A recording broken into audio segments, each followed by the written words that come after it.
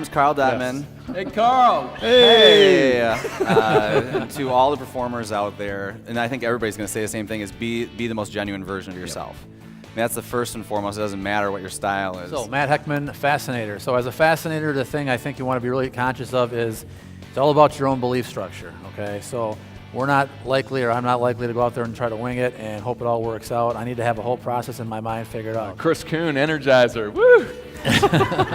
No, what I would just tell you guys is I think that to be true to yourself, I mean, at the end of the day, to have a lot of fun, not to take yourself too seriously.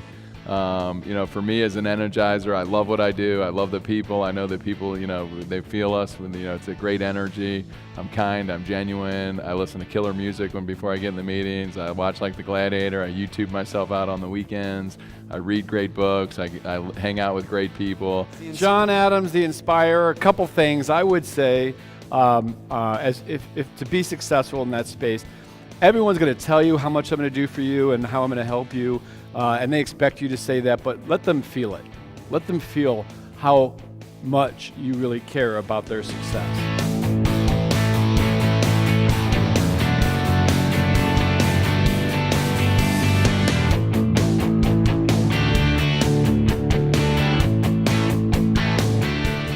What's interesting, if we think about this, and this is the analogy I'll actually tell my clients. So I'll say, hey, how do you guys run your finances right now? And then pretty much all money goes in one account and out of one account. I got some credit card debt, whatever else. I mean, right there, I don't need to say, oh, so how does that credit card debt make you feel? I don't need to say that. The reality is I know, for the most part, I don't feel that great about it. So one of the things I'll say to my clients, though, is I'll say, so just out of curiosity, and let's say we've established they have no money left over on a monthly basis. Nothing. Everything's consumed. So I'll say, so how do you feel about your finances? I don't feel that great about your finances. And so what I say is I tie it to working out. So I said, if you feel really good about your health, do you think you eat better food or worse food? And what does everybody say? Better food. And if you feel worse about your health, you eat what? Worse food. And I say that self-perpetuates the problem. So with your finances, if you feel better about what you're doing with your finances, do you think you have a tendency to spend less or more? Less. And if you feel bad, you end up spending more. And so what we want to do is we want to create a budget that works to help you feel good about your finances. And what's amazing about it is you actually feel better and spend less money. So when we look on page 208, you'll see the law of saving. It says people save more money when they feel good about what they're doing with their finances.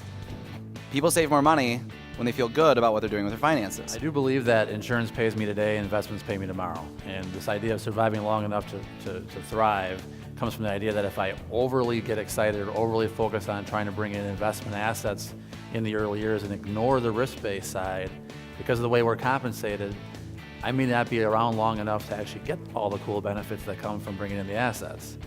But on the other extreme, if I'm only focused on risk-based, especially to the point where I'm really not talking about planning and positioning myself as a planner to my insurance clients, then I'm delaying and putting off all the great benefits that come from all the residual revenue that can be really cool that comes from the investment side of things. Why don't people ask for referrals? Well, it's pretty simple, right? Because it's the only time in the entire process where you sit yourself up there for what? Rejection. Person just come on, man, just give it to me, baby. One time, right? It's just like you're going to get bam. They're just going to hammer you, right? Well, some people's expectations, they don't like to get hammered that much. I like to have fun with the hammer.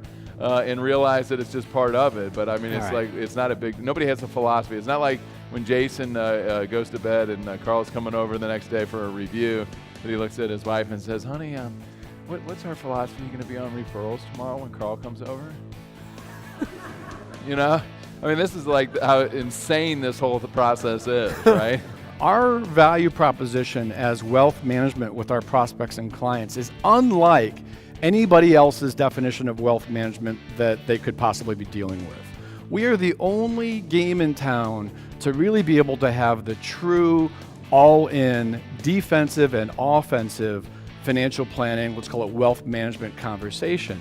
I am amazed when I look at other company websites, their definition of wealth management is just the offensive, the top of the pyramid, the investment, asset allocation, that type of stuff. And yet they brand that all over the country as wealth management, but they're not even having the conversations around the defensive part of the plan.